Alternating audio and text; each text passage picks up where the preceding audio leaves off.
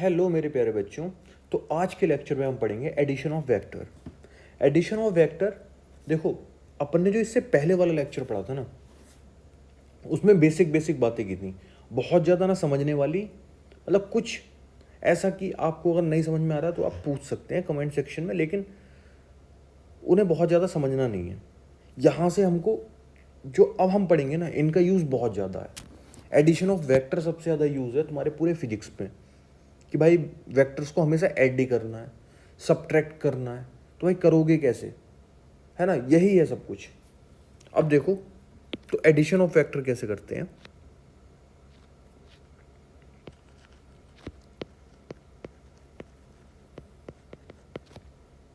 Addition of vector, तो यहां पर सबसे पहला क्या आता है, हालांकि ये याद नहीं करना, अगेन मैं कह रहा हूं, याद कुछ भी नहीं करना। इसको अपन इतने अच्छे तरीके से समझेंगे ना कि सब कुछ अपने आप हो जाएगा। कुछ याद नहीं करना, खाली कंपोनेंट लेने आते हो तुम्हें वेक्टर्स के, और कंपोनेंट लेने मैंने सिखा दिए हैं आपको ट्रिग्नोमेट्री में, है ना। तो triangle law of vector addition, तो जैसे मान लो ये एक वेक्टर है ए,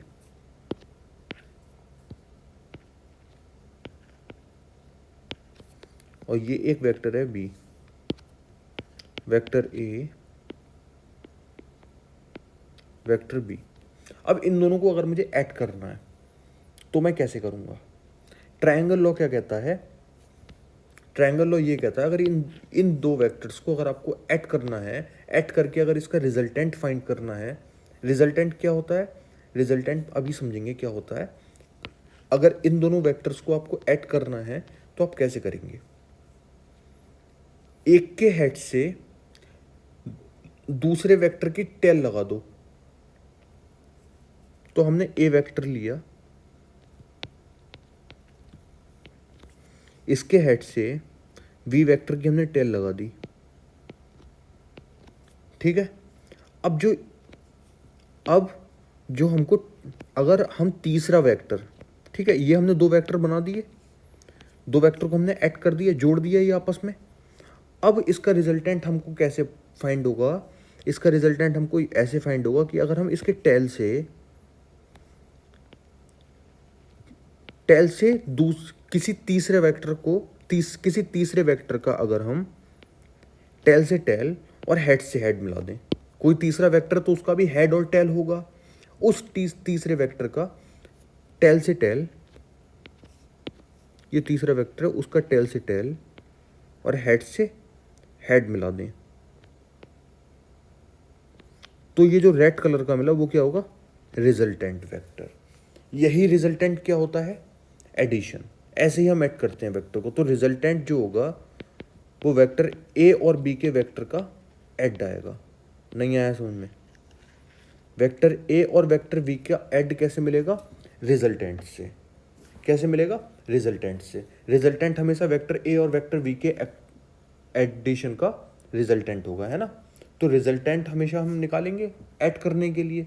तो प्यारे बच्चों, एक चीज आप और समझो, अपन इसका डेरिवेशन एक और में करेंगे, लेकिन अभी हम ऐसे करते हैं। देखो, अभी आपको इसके लिए एक चीज आपको रटनी पड़ेगी। क्या, एक प्रॉपर्टी है वेक्टर की। वेक्टर की प्रॉपर्टी क्या है कि वेक्टर का स्क्वायर कर दो या फिर वेक्टर के मैग्नीट्यूड का स्क्वायर कर दो। मैग्नीट्यूड का मतलब क्या होता है, वेक्टर का मैग्नीट्यूड मतलब क्या होता है, क्वांटिटी वो, है ना।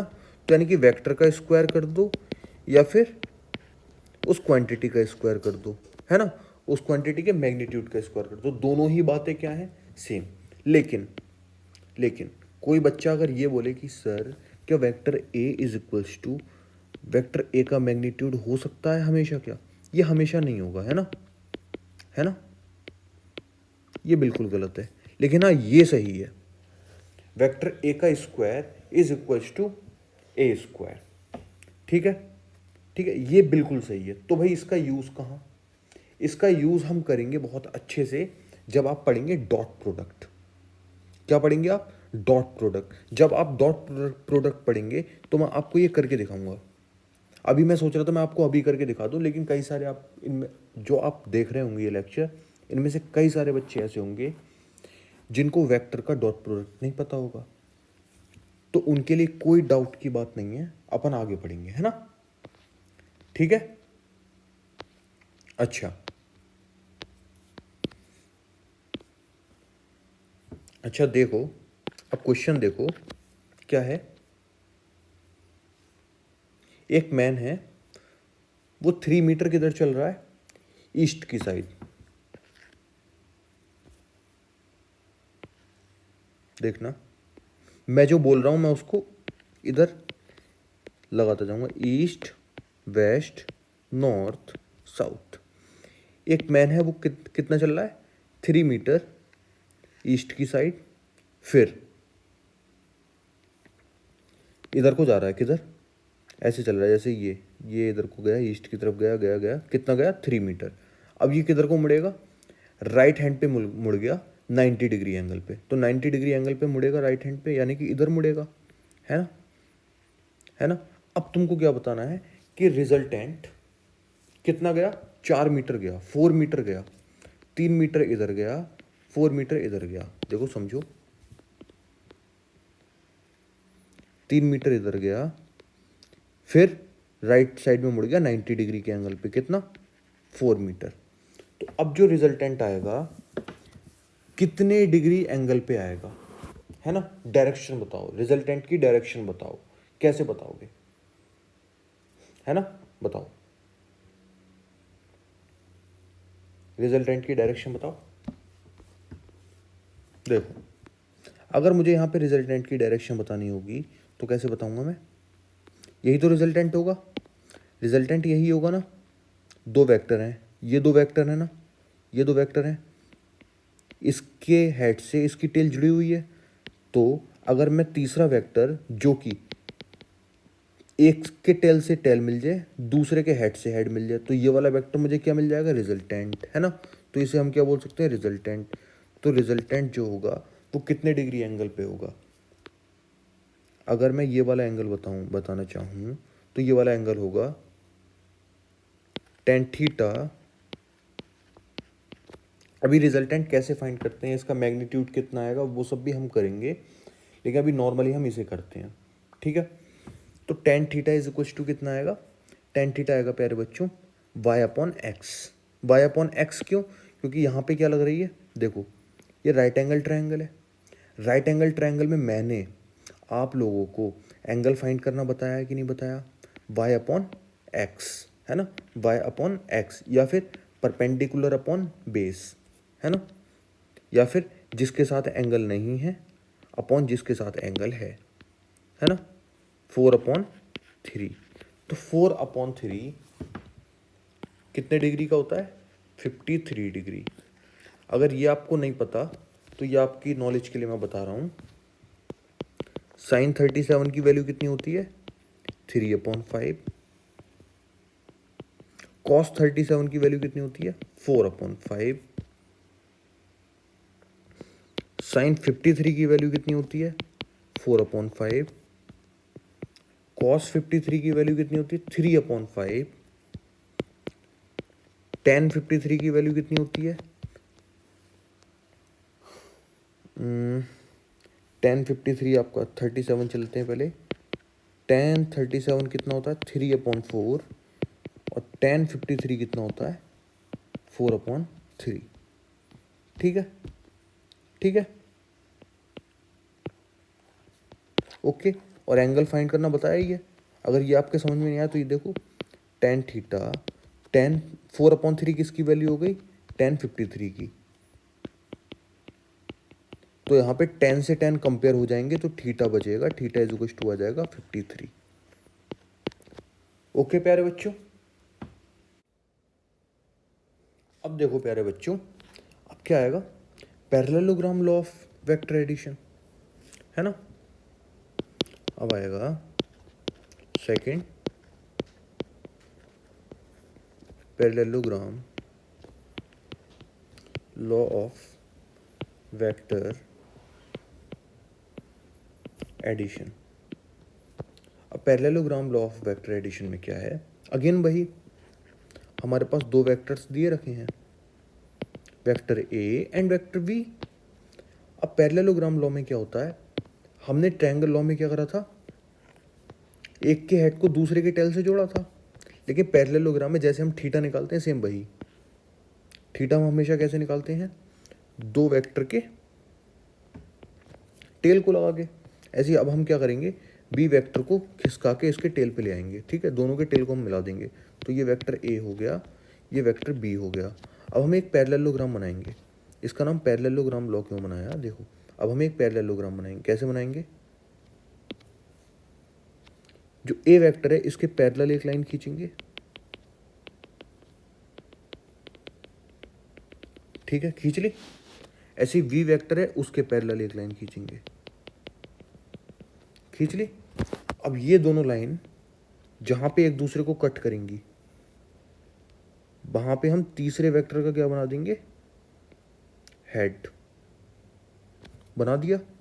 तो अब जो ये तीसरा वेक्टर आया रेड कलर वाला, इसे हम क्या बोलते हैं, रिजल्टेंट। क्या बोलते हैं प्यारे बच्चों, रिजल्टेंट। अब देखना, दो वेक्टर्स के बीच का एंगल हम कैसे फाइंड करते हैं, दोनों के टेल को लगा के, यही तो बताया था, दोनों के टेल को लगा दिया तो क्या हो जाएगा, दोनों वेक्टर के बीच का एंगल, यानी कि दोनों वेक्टर के बीच का एंगल मान लो थीटा है, ठीक है। अब समझना रिजल्टेंट हम कैसे फाइंड करेंगे, रिजल्टेंट का मैग्नीट्यूड कैसे फाइंड करेंगे। हम एक राइट एंगल ट्रायंगल बनाते हैं जरा, ठीक, ये और ये पैरेलल हैं, पैरेलल हैं कि नहीं है, ये और ये भी पैरेलल है। पैरेललोग्राम में आमने सामने की जो साइड्स होती हैं वो कैसी होती हैं, अब इक्वल। तो अगर ये बी वेक्टर है तो ये भी कितना होगा, बी वेक्टर, क्योंकि पैरेलल है, पैरेलल तो है ही, साथ में क्या है, इक्वल भी है और डायरेक्शन भी सेम है, तो क्या होगा, ये सही होगा ना, ठीक है, ठीक है, बी वेक्टर। इसे क्या बोल सकते हैं हम, ए वेक्टर, है ना, ठीक, ये वाला हो गया बी वेक्टर। अब देखो प्यारे बच्चों, इसके और इसके बीच का एंगल अगर थीटा है तो ये वाला एंगल भी कितना होगा, थीटा। क्यों, क्योंकि ये दोनों कैसी हैं, पैरेलल, दो पैरेलल लाइन है और ये एक लाइन है, तो ये वाला एंगल और ये वाला एंगल कैसा होगा, इक्वल। तो यानी कि ये थीटा है तो ये भी कितना होगा, थीटा। तो अब प्यारे बच्चों, ये अलग से तुमको एक राइट एंगल ट्रायंगल दिख रहा है ना, ये 90 डिग्री है, 90 डिग्री के सामने वाला क्या होता है, हाइपोटेन्यूस। तो अगर ये बी वेक्टर अगर हाइपोटेन्यूस की तरह वर्क कर रहा है तो प्यारे बच्चों ये कितना होगा, थीटा के पास वाला, तो बी वेक्टर का कॉस थीटा, और ये कितना होगा, बी वेक्टर का साइन थीटा, थीटा से दूर वाला साइन और थीटा के पास वाला हाइपोटेन्यूस का कॉस, ठीक है। बहुत टाइम से मैं यही बताते जा रहा हूँ, क्या ये कंप्लीट कितना हो गया, ए प्लस बी कॉस थीटा, ठीक। अब मेरे पास एक राइट एंगल ट्रायंगल ये है, कौन सा, ये है राइट एंगल ट्रायंगल, ठीक। तो राइट एंगल ट्रायंगल में ये क्या है, बेस, ये क्या है, परपेंडिकुलर, और ये क्या है, हाइपोटेनस। तो हमको पता है कि हाइपोटेनस का स्क्वायर इज इक्वल्स टू कितना होगा, हाइपोटेनस का स्क्वायर इज इक्वल्स टू कितना होगा, बेस स्क्वायर, पाइथागोरस थ्योरम लगा रहा हूँ मैं, ठीक है, base square plus perpendicular square, perpendicular कितना है, B cos B sine theta का स्क्वायर। अच्छा, अब जब हम इसको ओपन करेंगे तो कितना आएगा, अभी मैंने कुछ बताया था कि आर के वेक्टर का स्क्वायर कर दो या फिर मैग्नीट्यूड का स्क्वायर कर दो, एक ही बात है, ठीक। अगेन इसमें देखो, A square plus B cos theta का whole square plus 2a dot B cos theta plus B vector का स्क्वायर और साइन स्क्वायर थीटा।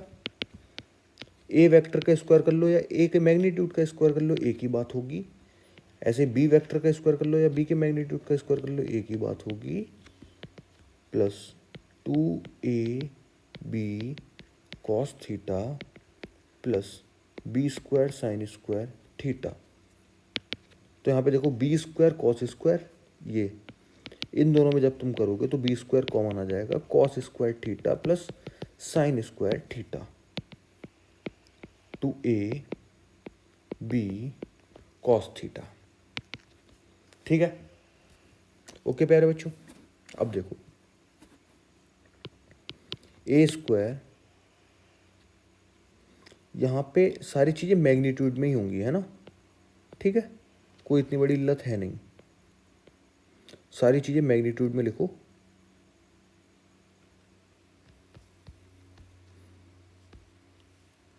ठीक, ये सारी चीज़ें मैग्नीट्यूड में, सारी चीज़ें मैग्नीट्यूड में लिखो, कोई दिक्कत वाली बात नहीं है।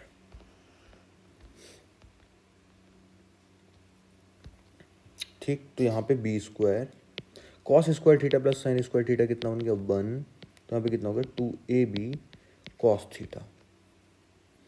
तो यहाँ पे आर स्क्वायर प्यारे बच्चों कितना आ गया, इतना, तो ये आर कितना आ गया, under root A square plus B square plus 2ab cos theta. समझ में आया? तो यहाँ पर हम कैसे निकालेंगे रिजल्टेंट? रिजल्टेंट हम कैसे निकालेंगे, A square plus B square plus 2ab cos theta. अब देखो प्यारे बच्चों, अगर मुझे रिजल्टेंट का एंगल निकालना है तो मैं कैसे निकालूंगा? तो रिजल्टेंट का एंगल मैं कैसे निकालता हूँ?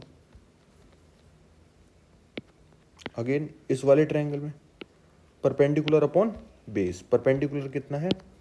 परपेंडिकुलर है B sine theta upon base कितना है, A plus B cos theta. इस सब का हम यूज़ नहीं करने वाले हैं, बहुत खुशी से मैं आपको बताना चाहूँगा कि इस सब का हम यूज़ नहीं करने वाले हैं बिल्कुल भी। अब ये क्वेश्चन करते हैं, उसमें देखते हैं कि कैसे। पहले तो मैं इसका यूज़ करके दिखाऊंगा, फिर इसका यूज़ के बिना मैं क्वेश्चन करके दिखाऊंगा। देखो प्यारे बच्चों,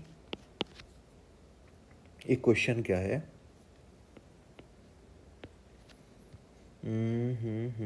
ठीक,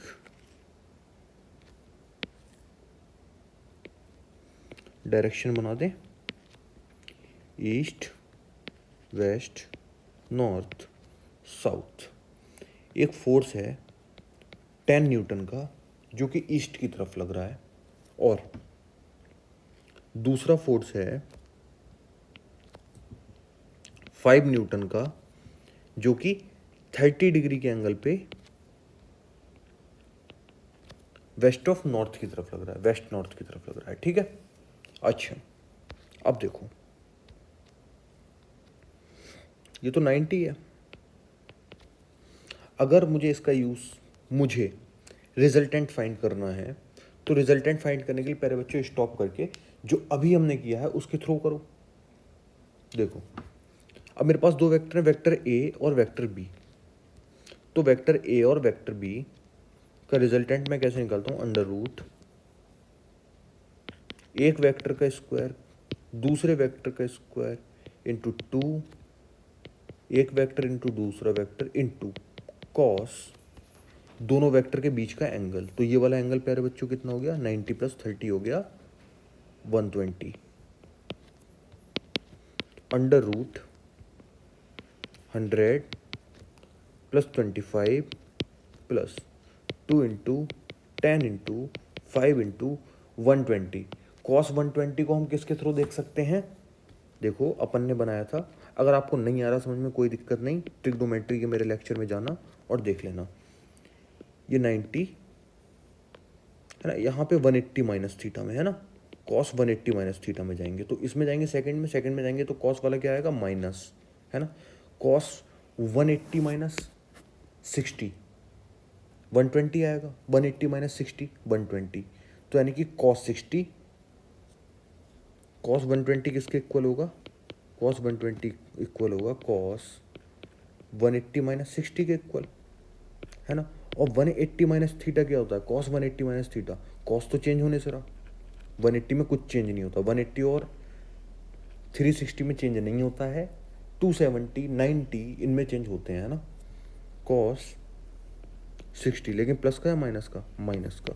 तो कॉस 60 कितना होता है 1/2, प्लस का आएगा या माइनस का, माइनस का। 1/2 से 2 गया तो कितना आया √100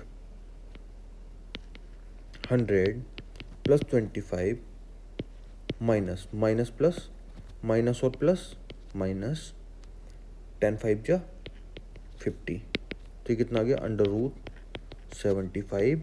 तो रिजल्टेंट प्यारे बच्चों कितना आया 5√3 न्यूटन, है ना। और अगर मैं रिजल्टेंट का एंगल निकालना चाहूँगा तो कैसे निकालूंगा, tan alpha is equals to होता है b sin theta upon a plus B cos theta. तो यहाँ पर b sin थीटा मतलब b sin 120, sin 120 कितना होगा sin 180 माइनस थीटा sin 120। अब sin 120 को मैं क्या लिख सकता हूँ sin 180 माइनस 60, तब भी 120 है ये, है ना। तो sin 180 माइनस थीटा जो होता है वो सेकंड क्वाड्रेंट में पॉजिटिव ही रहेगा, तो साइन की जगह तो साइन ही रहेगा क्योंकि 180 है। 180 में किसी के नाम चेंज ही नहीं होते, तो नाम चेंज नहीं होंगे। sin 60, तो sin 60 की वैल्यू √3/2। तो यहाँ पे मैं क्या लिख दूँ √3/2, लेकिन b है, b मतलब 5, है ना, upon.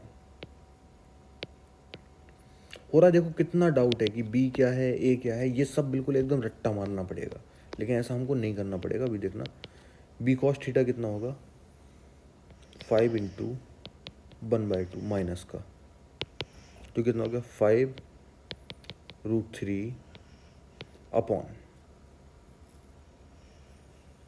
2 upon 20 minus 5 upon 2। LCM ले लिया नीचे वाले में, 5√3 नीचे वाले से पूरा नीचे वाले कट्टम पिट्टम, तो ऊपर आया 5√3, नीचे आया 15, 5 3 जा 15, तो √3/3 बन जा √3 जा, तो tan alpha is equal to 1/√3। 1/√3 होती है tan 30 की वैल्यू, तो अल्फा कितने की वैल्यू होगी, जब tan को 10 से कंपेयर कराओगे तो अल्फा इज इक्वल टू हो गया 30 डिग्री। कितना ज़्यादा लेंथी प्रोसेस और कितना सब कुछ, ताकि हमें रटना भी पड़ेगा कि resultant √a² plus b² plus 2ab cos theta और tan alpha is equal to b sin theta upon a plus b cos theta. क्या हम इतना बोरिंग कुछ करेंगे क्या, बिल्कुल नहीं। अब देखो प्यारे बच्चों, मेथड सेकंड क्या है फिर भाई, मेथड सेकंड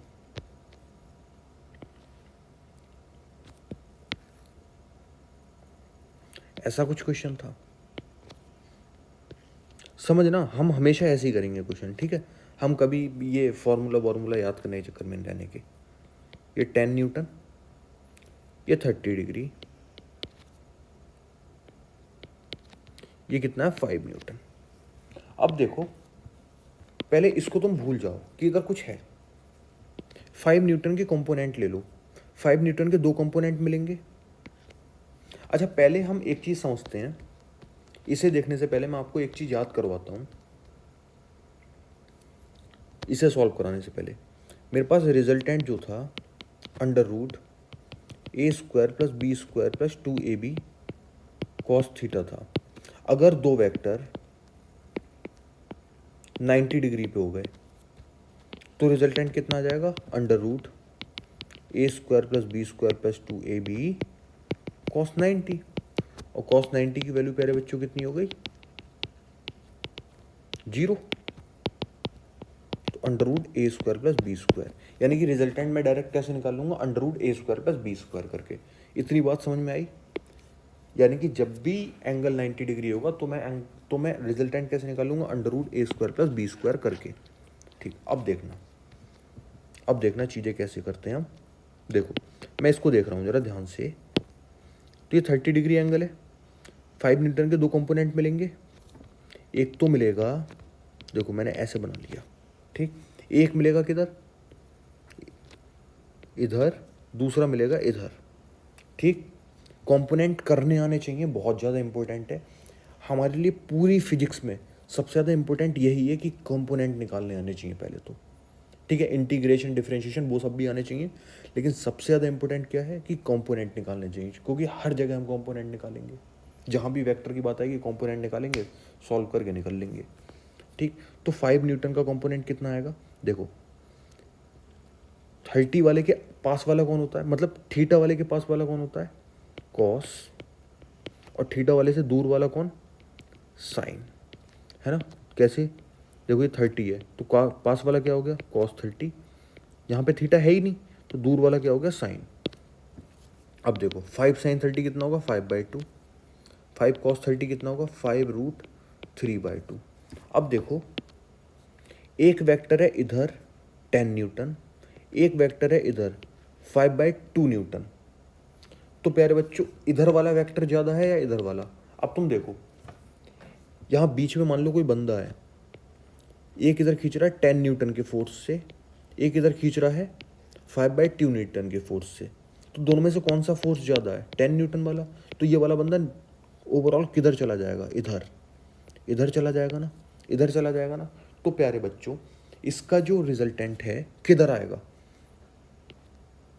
10 न्यूटन में से 5/2 सब्ट्रैक्ट कराओगे या 5/2 में से 10 पॉजिटिव आएगा, तो कब आएगा, 10 में से 5/2 सब्ट्रैक्ट कराओ तो 10 में से, हम सब्ट्रैक्ट क्यों करा रहे हैं, क्योंकि दोनों किधर हैं, दोनों वेक्टर हैं अपोजिट डायरेक्शन में।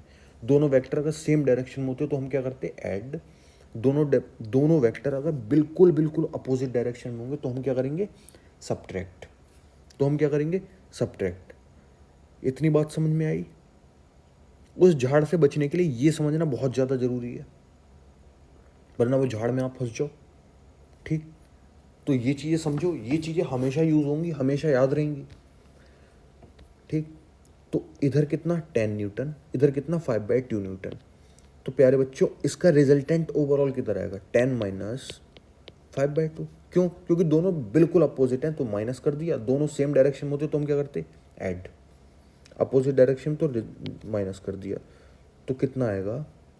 तो अब मैं एक नया वेक्टर में बनाता हूँ, देखो अभी देखना आंसर हमारा सब कुछ बिल्कुल सेम आएगा। कितना आया, 10 माइनस 5/2, इधर ही आएगा ना, क्योंकि 10 वाला ज़्यादा है, जिसका ज़्यादा है वही, है ना। तो 20 माइनस 5/2, तो कितना हो गया, 15/2, है ना। अगेन समझ लो कि हमने इधर ही वेक्टर क्यों बनाया, हमने इधर वेक्टर क्यों बनाया, ये जो रिजल्टेंट इसका बनाया वो हमने इधर क्यों बनाया, इसका और इसका रिजल्टेंट हमने इधर इसलिए बनाया, इधर इसलिए बनाया क्योंकि 10 वाला 5/2 से ज़्यादा है, तो रिजल्टेंट किधर आएगा, 10 वाले की तरफ। अगर 5/2 वाला ज़्यादा होता तो रिजल्टेंट किधर आता, 5/2 वाले की तरफ। अगर दोनों ऐड हो रहे होते तो दोनों सेम डायरेक्शन में होते तो रिजल्टेंट आता उसी डायरेक्शन में, है ना, ठीक। तो कितना हो गया 15/2, और उधर वाला कितना है, वाई डायरेक्शन में 5√3/2। अब मैंने आपको बिल्कुल अभी बताया जब दो वेक्टर 90 डिग्री पे होते हैं, मान लो ये आया यहाँ पे, ये आया यहाँ पे, जब दो वेक्टर 90 डिग्री पे होते हैं तो जब हम रिजल्टेंट बनाएंगे, ये मैंने क्या करा, ये मैंने छुपके से मैंने ये क्या कर दिया, वही पैरेललोग्राम वाला जो हमने लॉ लगाया था वो लगा दिया, ठीक है, ऐसे पैरेललोग्राम बना लिया, ठीक। तो जो हमारा ये रिजल्टेंट आएगा, रिजल्टेंट हमारा कितना आएगा प्यारे बच्चों, रिजल्टेंट हमारा आएगा √5√3/2 का स्क्वायर प्लस 15/2 का स्क्वायर। अभी यही तो करा था, जब दो वेक्टर 90 डिग्री पे होंगे तो रिजल्टेंट कितना आएगा, दोनों वेक्टर का स्क्वायर कर दो, बस कर दिया हमने दोनों वेक्टर का स्क्वायर। अच्छा 5√3/2 का स्क्वायर कितना आएगा, 5 का स्क्वायर आएगा 25, √3 का स्क्वायर आएगा 3, 2 का स्क्वायर आएगा 4, 15 का स्क्वायर आएगा 225/4, 25 3 जा 75/4 प्लस 225/4।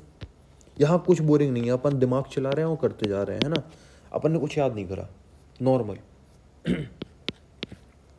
75 प्लस 225 कितना होगा, 7 2 300/4, 4 बन जा 4, 4 7 जा 28, 2 बचा, 4 5 जा 20, तो आर कितना आया √75। √75 का मतलब होता है 25 3 जा, है ना। 25 बाहर आ जाएगा तो कितना बचेगा 5, अंदर कितना √3। पहले कितना आया था क्या, सेम। अब देखो, अब जब हमें एंगल निकालना होगा, ठीक, मान लो एंगल अल्फा है, तो tan अल्फा कितना होगा, परपेंडिकुलर अपॉन बेस, है ना। या फिर तुम डायरेक्ट याद कर लो बाई अपॉन एक्स, या फिर तुम ऐसे याद कर सकते हो जिसके साथ एंगल नहीं है उसका मैग्नीट्यूड अपॉन जिसके साथ एंगल है उसका मैग्नीट्यूड। जिसके साथ एंगल नहीं है, किसके साथ एंगल नहीं है, 5√3/2 अपॉन किसके साथ एंगल है 15/2, तो 2 से 2 कट गया। ये भी याद करने वाली बात है नहीं, क्यों नहीं है, देखो इस वेक्टर को मैं अगर यहाँ पे शिफ्ट कर दूंगा तो यानी कि ये वाली वैल्यू भी कितनी हो जाएगी 5√3/2, और ये वाली वैल्यू कितनी है 15/2। तो प्यारे बच्चों, अगर मुझे ये एंगल निकालना तो मैं निकाल सकता हूँ tan alpha is equal to कितना होता है, परपेंडिकुलर अपॉन बेस। बेस कितना है 15/2, 2 से 2 कट गया, 5 बन जा 5, 5 3 जा 15, तो tan अल्फा कितना आ गया प्यारे बच्चों √3/3, तो अल्फा आ गया 1/√3। अल्फा 1/√3 है, सॉरी, tan अल्फा, तो tan अल्फा कितना आ गया 1/√3, तो tan alpha is equal to कितना हो गया tan 30, तो अल्फा कितना हो गया प्यारे बच्चों 30 डिग्री। क्या पहले भी इतना ही आया था, क्या पहले भी इतना ही आया था, क्या पहले भी इतना ही आया था, बिल्कुल। तो यहाँ पे हमें कुछ भी याद करना पड़ा क्या, कुछ भी याद नहीं करना पड़ा, सब कुछ आपकी पहले की नॉलेज थी, बस एक याद करना पड़ा, क्या, रिजल्टेंट जब 90 डिग्री पे हो तो कितना होता है a² + b²। अगेन याद करने के लिए बहुत सारी चीज़ें होंगी, इसलिए छोटी छोटी चीज़ें जिनको आप याद करने से बचें, उनको याद करने से बच जाएं, क्योंकि याद करने के लिए बहुत सारी चीज़ें आएंगी, ठीक है।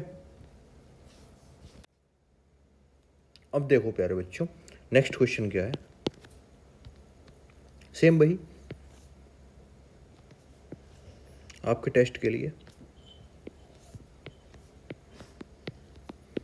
ईस्ट वेस्ट नॉर्थ साउथ,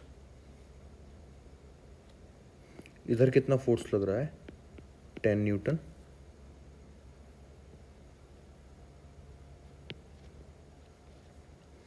और साउथ वेस्ट में कितना है 60 डिग्री पे, ये भी है 10 न्यूटन। अब तुमको क्या बताना है, अगेन रिजल्टेंट का सब कुछ, ठीक, कि भाई कितने एंगल पे लगेगा, क्या लगेगा क्या नहीं लगेगा, सब कुछ, ठीक। तो अगेन हम क्या करें प्यारे बच्चों, रटने वाला मेथड कर लें या फिर अपन का मेथड कर लें कि भाई कंपोनेंट निकाल लो। ये तो इधर है, इसी में रहने दो। 10 का कंपोनेंट क्या क्या होगा, पहले तो हम ये बना लेते हैं, ठीक।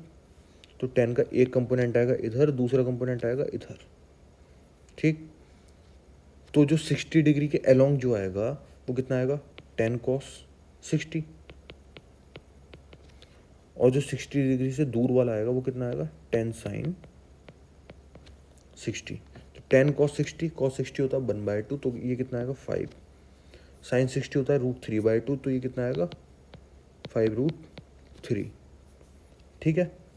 अब देखो अगेन वही, इधर मिला 10, इधर कितना है 5, ठीक। तो इसका रिजल्टेंट किधर आएगा, इस वाले का, और इस वाले का रिजल्टेंट किधर आएगा इधर, वो भी कितना आएगा, इधर है 10 इधर है 5, तो कितना आएगा 5, है ना। 10 - 5 = 5। तो ईस्ट की साइड कितना मिलेगा 5 न्यूटन, ये रिजल्टेंट मिला 10 और 5 का, और इधर कितना है 5√3। तो रिजल्टेंट प्यारे बच्चों क्या होगा, ऐसे तो बनाते हैं हम रिजल्टेंट, ये रिजल्टेंट होगा। तो रिजल्टेंट अगर मैं इसको एंगल अल्फा बोल दूँ तो अल्फ़ा भी आ जाएगा मेरे पास। पहले तो हम रिजल्टेंट निकाल लेते हैं। रिजल्टेंट आएगा प्यारे बच्चों अंडर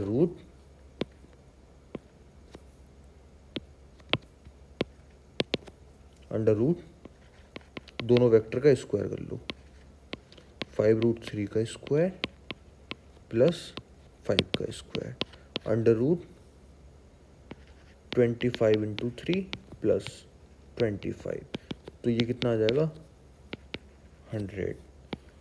तो आर कितना आ गया 10 न्यूटन। रिजल्टेंट तो इतना आ गया। अब अगर मुझे 10 अल्फा निकालना है तो मैं क्या करूँगा, परपेंडिकुलर अपॉन बेस, तो 5√3 5√3 या फिर डायरेक्ट याद कर लो बाई अपॉन एक्स, है ना। तो 10 अल्फा कितना आ गया √3, और √3 किसकी वैल्यू होती है प्यारे बच्चों, tan थीटा में tan 60 की, और 10 से 10 अगर कंपेयर करोगे तो अल्फा कितना हो जाएगा 60 डिग्री। ठीक है, ठीक है, आ गया। कुछ भी याद करना पड़ रहा है क्या, नहीं। जब नहीं याद करना पड़ रहा, बिना याद करे काम चल रहा, तो ऐसे ही करो, कोई दिक्कत नहीं है। अब देखो, अब इन चीज़ों को, कुछ चीज़ों को हम समझते हैं कि हम भाई, अब देखो यहाँ पे कुछ केस थे हमारे जो अपन को पहले करवाने चाहिए थे, लेकिन अपन बाद में करवा रहे हैं, इसलिए क्योंकि अब आपको और भी अच्छे समझ में आएंगे। जब दो वेक्टर के बीच का एंगल 0 डिग्री हो, जब दो वेक्टर के बीच का एंगल 0 डिग्री हो, इसका मतलब क्या है कि दोनों वेक्टर पैरेलल हैं, वेक्टर ए और वेक्टर बी पैरेलल है। अब पैरेलल का मतलब क्या हो गया, देखो पैरेलल का मतलब ये हो गया प्यारे बच्चों कि अब जो रिजल्टेंट आएगा, अब यानी कि दोनों को ऐड करके आएगा, है ना। जब दोनों को तुम ऐड करोगे तो रिजल्टेंट कुछ ज़्यादा आएगा, दोनों के एडिशन होके। जैसे मान लो ये 5 न्यूटन है और ये 10 न्यूटन है, तो रिजल्टेंट कितना आ जाएगा 15 न्यूटन। साफ साफ दिख रहा है। अब देखो कैसे कैसे साफ साफ दिख रहा है, a² + b² + 2ab cos theta, ये तो रिजल्टेंट का फॉर्मूला होता है कि नहीं होता है, a² + b² + 2ab, और एंगल कितना है 0 डिग्री। ठीक, a² + b² + 2ab, a² + b² + 2ab, ये किसका फॉर्मूला है, a + b का होल स्क्वायर। तो प्यारे बच्चों रिजल्टेंट यहाँ पे कितना हो जाएगा a + b। आ गया। तभी तो मैं कह रहा था जब दो वेक्टर्स के बीच का एंगल 0 डिग्री, तो दोनों वेक्टर्स को डायरेक्ट ऐड कर दो, है ना। अब यहीं पे केस 2 क्या आ जाएगा, केस 2 ये आ जाएगा जब दो वेक्टर कैसे हैं अपोजिट मतलब जब दोनों वेक्टर के बीच का एंगल कितना है 180, तभी तो दोनों वेक्टर एक दूसरे के अपोजिट हैं, है ना। वेक्टर ए उधर है, वेक्टर बी इधर है। इसे क्या दूर दूर भी बना सकते थे, हाँ बना सकते थे, है ना, क्योंकि वेक्टर को हम क्या कर सकते हैं ट्रांसफर कर सकते हैं, ऐसे बना सकते थे। ठीक, अब वेक्टर ए, अब यहाँ पे सब्ट्रैक्ट क्यों करते हैं, देखो रिजल्टेंट कितना √a² + b² + 2ab cos theta, और cos 180 की वैल्यू कितनी होती है प्यारे बच्चों -1। ठीक है, तो इसकी वैल्यू जब -1 रखोगे तो कितना हो जाएगा -2ab, तो कितना हो गया, ये किसका फॉर्मूला है a - b का होल स्क्वायर। तो रिजल्टेंट कितना आया a - b। अब तुम एक चीज देखो, cos थीटा की मैक्सिमम वैल्यू कितनी होती है, cos थीटा की मैक्सिमम वैल्यू कितनी होती है +1, और cos थीटा की मिनिमम वैल्यू कितनी होती है -1। जब तुमने cos थीटा की मैक्सिमम वैल्यू रखी तो रिजल्टेंट कितना है a + b, और जब तुमने cos थीटा की मिनिमम वैल्यू रखी यानी कि -1 जब वैल्यू रखी तो रिजल्टेंट कितना आया a - b, यानी कि मैक्सिमम रिजल्टेंट कितना होता है दोनों का एडिशन जब दोनों सेम डायरेक्शन में हो, और मिनिमम रिजल्टेंट कब मिलता है जब दोनों अपोजिट डायरेक्शन में हो। तो यानी कि रिजल्टेंट कहाँ से लेके कहाँ तक वेरी करता है, मिनिमम से लेके मैक्सिमम तक, है ना। रिजल्टेंट हमेशा a - b से बराबर हो सकता है या ज़्यादा हो सकता है, और a + b से दोनों वेक्टर के एडिशन से कम होगा या फिर उसके बराबर होगा, उससे ज़्यादा नहीं हो सकता। जैसे एक वेक्टर है 5, दूसरा वेक्टर है 4, तो इसका रिजल्टेंट 9 से कम होगा या फिर बराबर भी हो सकता है, और 1 से ज़्यादा होगा या फिर बराबर होगा। ठीक है, इससे हटके कहीं नहीं होगा। ओके, अब देखो प्यारे बच्चों, इन सब पे तो अपन क्वेश्चन कर चुके हैं, है ना, इनकी बात भी कर चुके हैं, इनकी चर्चा भी हो चुकी है कि भाई कैसे कैसे। अब केस 3 जो आता है, इन सबको याद नहीं करना, ठीक, ये अपने आप याद होते चले जाएंगे। अब केस 3 क्या आता है कि जब दो वेक्टर के बीच का एंगल कितना हो, 90 डिग्री हो। तो 90 डिग्री का भी हम कर चुके हैं, लेकिन फिर देख लेते हैं। यानी कि रिजल्टेंट कितना होगा, under root A square plus B square plus 2ab cos 90। और कॉस 90 कितना होता है प्यारे बच्चों, 0। तो रिजल्टेंट कितना आ जाएगा, ए स्क्वायर प्लस बी स्क्वायर, है ना। ओके, अब देखो केस 4 क्या है।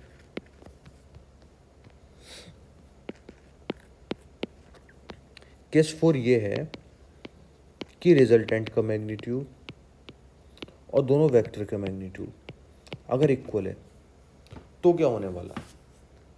तो रिजल्टेंट प्यारे बच्चों कितना आता है, रिजल्टेंट आता है under root A square plus B square plus 2ab cos theta. अब ए स्क्वायर क्या है, रिजल्टेंट, बी स्क्वायर क्या है, रिजल्टेंट, है ना, और ए और बी ये दोनों भी क्या है, रिजल्टेंट कॉस थीटा। तो प्यारे बच्चों आर, अगर यहाँ से अंडर रूट हटाओगे तो कितना होगा, R square is equal to R square plus R square plus 2r square cos theta. R square से आर स्क्वायर कट गया, तो यहाँ प्यारे बच्चों कितना आया, 0 is equal to R square plus 2r square cos theta. ये कट्टम पिट्टम कौन सी हुई है, अगर इस आर स्क्वायर को इधर लेके आते तो R square minus R square कितना आता है, 0, है ना। तो इधर आएगा आर स्क्वायर माइनस का R square is equal to 2r square cos theta. तो कॉस थीटा कितना आ गया प्यारे बच्चों, minus R square upon 2r square. तो यहाँ से कॉस थीटा आया माइनस का 1/2। अब जब कॉस थीटा मेरे पास माइनस का 1/2 आया, तो ये देखते ही मुझे याद आना चाहिए कि कॉस थीटा माइनस 1/2 है, तो यानी कि 120 डिग्री, यानी कि थीटा हो गया, थीटा कितना हो गया, 120। अच्छा, अपन ने कोई क्वेश्चन किया था क्या, हाँ, यहाँ पे अल्फा अपन ने 60 डिग्री लिखा ना। अगर यहाँ पर अगर हम ध्यान से देखें तो या तो फिर डायरेक्शन दिखा दें, जैसे ये क्या है, ईस्ट वेस्ट नॉर्थ साउथ, तो south to south of east, है ना, क्या, साउथ ऑफ ईस्ट। ठीक है, डायरेक्शन नहीं दिखाई दी ना कि कितना एंगल क्या कैसे, है ना। तो ये हो गया, जब रिजल्टेंट इक्वल होगा सबके तो कितना एंगल होगा, जब तीनों चीज़ें इक्वल होंगी तो एंगल कितना आएगा, 120 डिग्री। ठीक है प्यारे बच्चों, यानी कि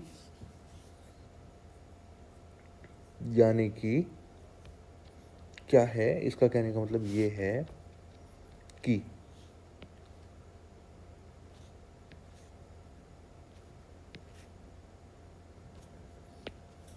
कहने का मतलब यही तो है, 120 डिग्री 120 डिग्री और 120 डिग्री, है ना। इसका मतलब ये रिजल्टेंट है। अब समझना जरा, देखो एक चीज़ देखो, इसका समझने का मतलब क्या है, इसे लिखवाने का मतलब क्या है। दो वेक्टर हैं ए और बी,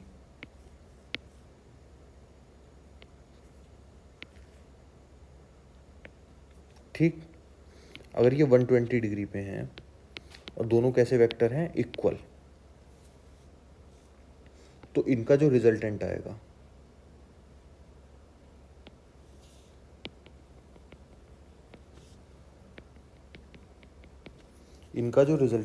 प्यारे बच्चों, किसके बराबर आएगा?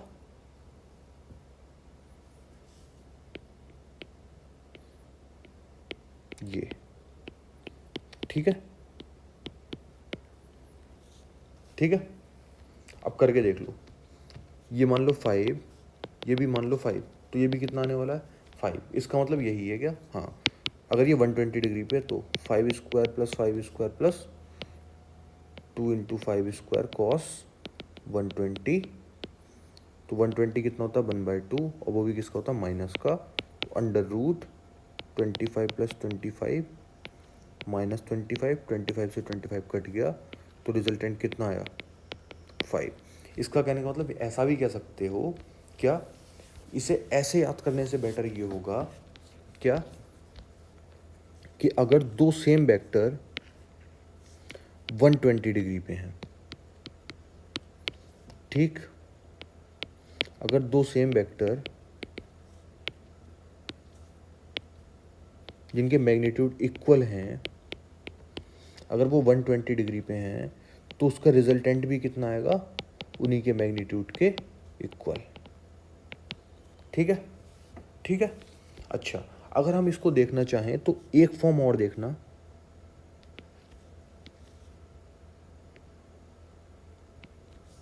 ये 5 न्यूटन है मान लो, ये भी 5 न्यूटन है, कितने डिग्री पे है 120 डिग्री पे। सेम इसके अपोजिट, ये भी 120, ये भी 5 न्यूटन। अब प्यारे बच्चों रिजल्टेंट कितना आएगा, देखो मैंने इन दो को लिया, तो इन दो का 60 डिग्री पे कितना मिलेगा, इन दो का रिजल्टेंट कितना मिलेगा 5 न्यूटन मिलेगा कि नहीं मिलेगा? इन दोनों का रिजल्टेंट कितना मिलेगा 5 न्यूटन। ऊपर भी 5 न्यूटन है, नीचे भी 5 न्यूटन है, तो इससे ये क्या हो जाएगा कैंसिल। दोनों वेक्टर जब अपोजिट डायरेक्शन में होते हैं, अब सीधे हम ऐसे करेंगे, कोई सब्ट्रैक्ट नहीं, कोई कुछ नहीं, दोनों वेक्टर जब अपोजिट डायरेक्शन में होते हैं तो रिजल्टेंट प्यारे बच्चों कितना आ जाएगा 0। क्यों? क्योंकि ये भी 5 है, ये भी 5 है, दोनों सेम है, क्योंकि दोनों सब्ट्रैक्ट करोगे तो कितना आएगा 0, है ना। कुछ समझ में आया क्या? हाँ, क्या कि अगर तीन वेक्टर 120 डिग्री पे हैं तो उनका रिजल्टेंट कितना आएगा, और तीनों कैसे हैं सेम मैग्नीट्यूड के, ए बी सी, तीनों कैसे हैं सेम मैग्नीट्यूड के, तो उन तीनों का रिजल्टेंट कितना आएगा 0। ठीक है, देखा इतनी सी इंफॉर्मेशन हमारे लिए कितनी ज़्यादा वर्क कर रही है ना। यानी कि ये हम बिल्कुल बिल्कुल कंटेस्ट हो जाना चाहिए। ओके प्यारे बच्चों, थैंक यू।